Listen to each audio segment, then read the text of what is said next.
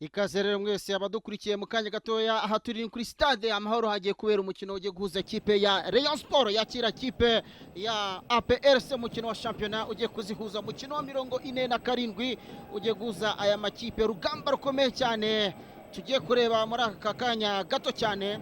Nguwo rero umusifuzi Louis Hakizimana ugiye gusifura derby ya 12 ya mbere akaba yarisifuye mu kwezi mu mwaka wa 2011 mu gihe Bakame kapiteni kipe ya Rayon Sport arimo asuzanya n'abasore ba Migi, agenda asuzanya harimo umusore Rukundo, Iranzi Jean Claude, Isa Ombolenga, Manishimwe Prince, Imran ndetse na Hakizimana Muhajir. Abone abasore ba Rayon Sport bagenda basuhuza abasifuzi, genda asifura basuhuza aba basifuzi. Arimo arareba ku isaha mukino arawutangije. Pero Kinwari ava Gararia Thierry Chenzeneza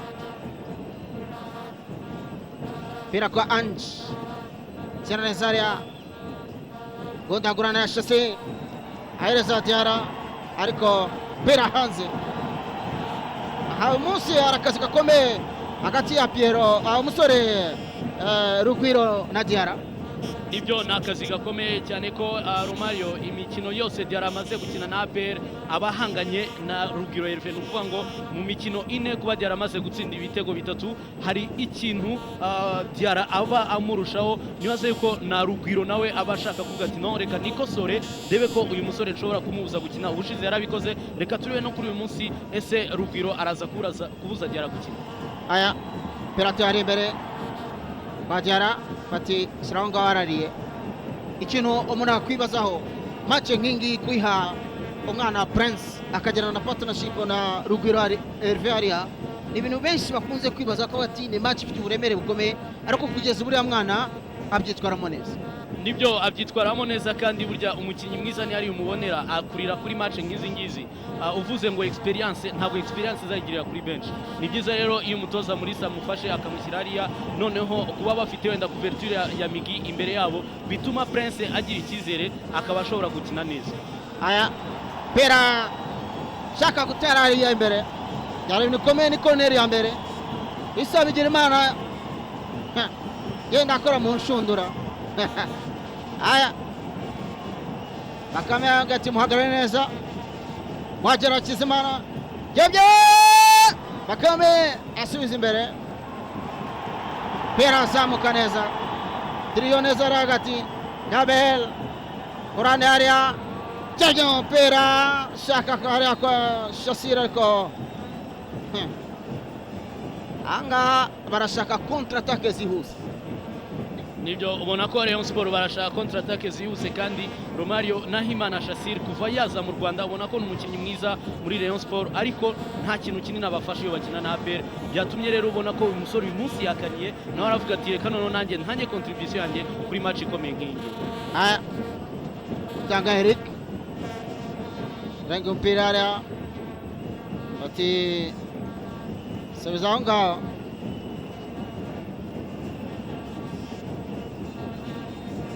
Ombolenga Fitina musore w'umuhanga kuri kabiri.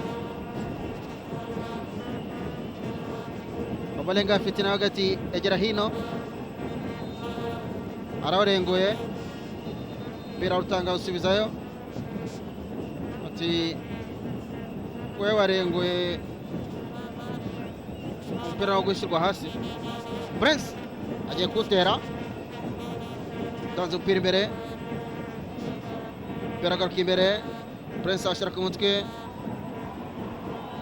arafite tangara kwa Tiara subiza kwa Jabel Oranda hariya kwa Kevin Jabel Kiwa pera hanze corner.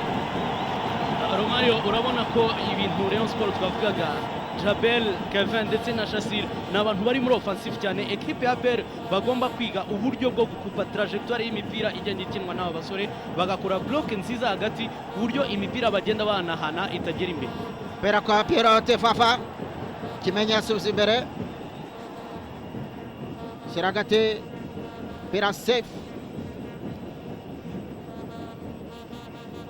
ino hariya Anje Kevya Kanu, ariko umupira uragaruka, shyira hari imbere, Iranzi Jean Claude, tanga agapira neza, Ombolenga Fitina, Migi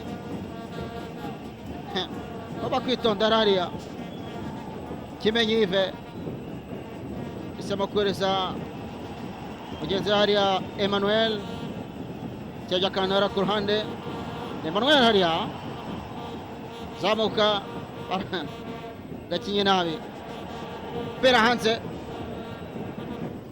Jabel Manishimwe, Fitina Ombolenga na Roshoko, Kevin Topasi ana mpira, El Maestro Piero kanyanganya mpira, lakini refa anasema kwamba jamaa amepigwa chini.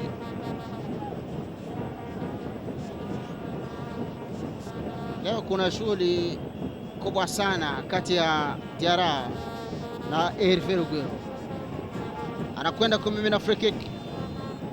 Piero anamimina vizuri, lakini ameudaka bila wasiwasi, akotoa pasi haraka kwa Iranzi, pasi kwa Muhajir Hakizimana, gonga vizuri kwa mwenzake Manishimwe. Manishimwe anakwenda mimina kule, lakini ametoa ovyo. Ndio ametoa ovyo, wakati Rukundo Dennis alikuwa hakuna mtu ambaye anamkaba, basi angetulia anampatia mpira, tungekuwa tunazungumzia mengine. Haya,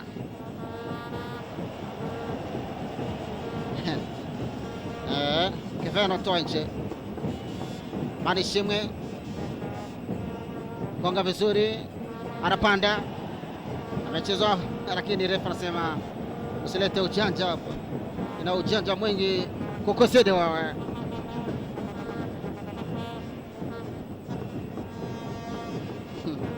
Mchezaji wa zamani wa timu ya Rayon anapanda, Muhajir Hakizimana,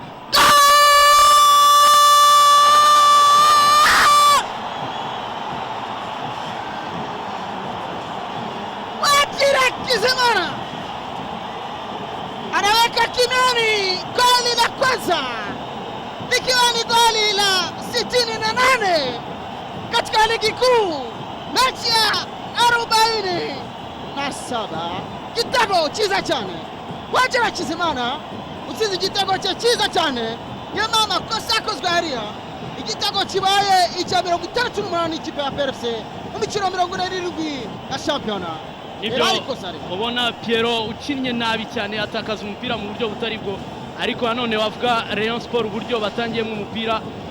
Thierry yatangiye umupira, aragenda yigumira, ni Faustin aragenda yigumira muri axe, inyuma ya axe izamu, rero bitumye Piero atakaje umupira, nta couverture yari afite. Muhajir rero kukubonana kumwereza umupira ari ahantu nishundura byanze bikunze. Nibyo musore hariya ukoze ikosa gatoya, nta blague, atsinze igitego cya kabiri mu mikino 2 yikurikiranya ikipe ya Rayon Sport. None twavuga salute kuri Rukundo Dennis ukoze pressing nziza, utumye ni nawe muntu wa mbere twavuga utumye Piero atakaza umupira, kuko yagiye amushyiraho umubiri. Piero umupira ura control yawo, uhita ugenda ugera mu kirenge cya Muhajir. Diarra kwa Piero, sose nyamaria Pera tanze imbere, ariko Ombolenga sose imbere. Muhajir Hakizimana wabonye carton bête, kuko barabizi neza ko iyo ukuyemo umupira uhita ubona ikarita. Nibyo ikipe ya Rayon Sport rero igomba no kwitonda. APR yibonye igitego nk'uku nguku, barakina umupira, bitera frustration abakinnyi bo hagati b'ikipe ya Rayon Sport. Haya, Pera kwa Muhajir Hakizimana, Shasa! Muhajir Hakizimana mchezaji ambaye ana ufundi wa hali ya juu, mdogo wake na Haruna Niyonzima, kiungo mshambuliaji wa timu ya Simba, ameingia kimiani. Makame hapa afuraita kidogo na Benjamini zinaletea bala chenaneza pasi Tanga Rukundo mpira wa Mbolenga Sujebere chenga kumutukana Fafa Tangaria Ibran Narko Aireza Isa chenga nasare watarachiza mara Makome haria akaturaba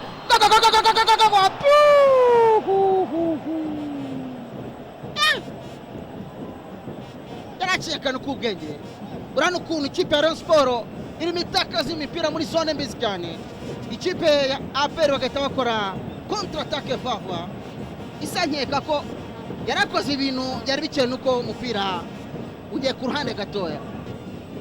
Obolenga agatara kwa Muhajiri pera Muhajiri afite Muhajiri chenga Muhajiri shizama hasi umusifuzi ati wewe bita byawe katurebe bagiye kumwereza ikarita katurebe reka turebe ko bigiye kugenda reka turebe bati wigushije arabatangiye kurwana reka turebe umusifuzi arabyitwaramo gute anga Muhajiri ariya ikarita y'umutuku abonye ikarita y'umutuku nyuma yo kwigusha mu rubuga rw'amahina. Ariya Faustin yamukozeho gato umusifu hagati wowe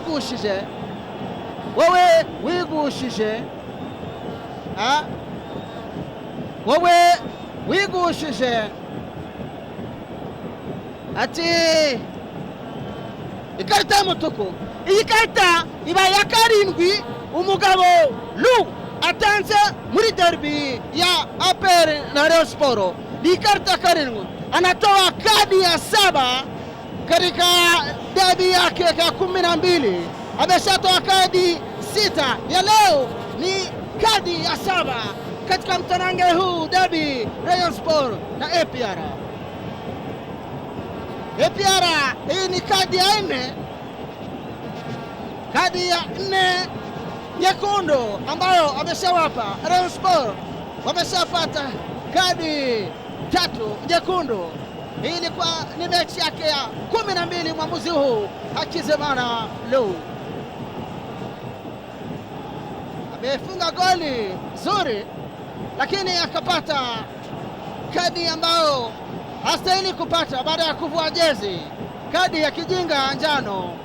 Sasa alipojiangusha kwenye eneo la hatari, refa Lu akasema leo mimi nakupa kadi, na inakuwa ni kadi ya 7 katika mtanange huu wa dabi. Ameshatoa huyu Bizimana Didier, umutoza wungirije ikipe ya APR FC.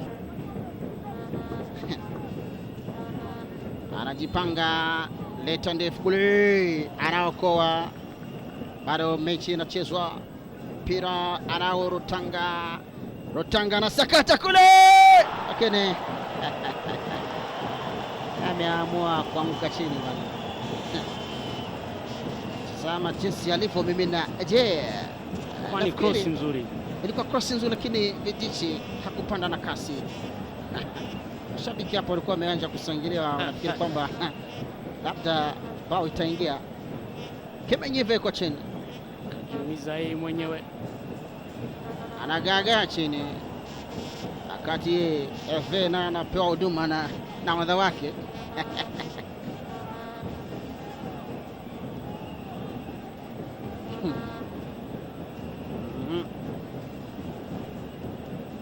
Lakini kiukweli APR ikiweza kuibuka mshindi mechi hii itakuwa imefanya kazi kubwa sana. Mechi ya ziada itakuwa kazi ya ziada, hasa kwa kocha Jimmy Mulisa. Mbinu zake zitakuwa zimeonekana wameweza kuzisikia vizuri na kuzizingatia. Mafanano bakomeza kwishimira igitego cyabo. Rayon Sport aba iri bwishyure Kipanyeve hano ari hasi. Ibi bintu bikunze kudahira ama ekipe, akenshi hari igihe ushobora gutakaza iminota ikaza kurangira barungurutse mu izamu ryawe. Hariyo batangiye kwitahirana ati ibi ntabwo twabivamo, reka tujye gushaka taxi hakiri kare twigire za Nyamirambo na za Gasyata, abandi basubira mu Ruhango. Ati ntabwo twabivamo hano, tupageze hariya nge nta mikino. Faustin awutanga nabi ujya kwa Martin Fabrice.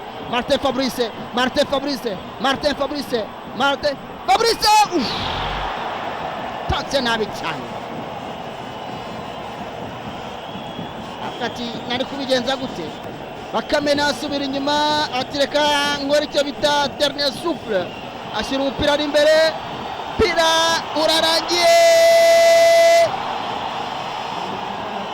Pambano unamalizika hapa kwa ushindi wa APR bao 1-0, igitego kimwe ku busa, umukino ukaba urangiye.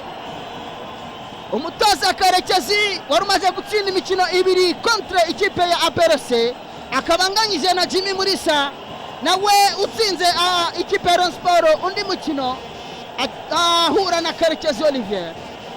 Igitego kimwe cyatsinzwe na Mwagira Kizimana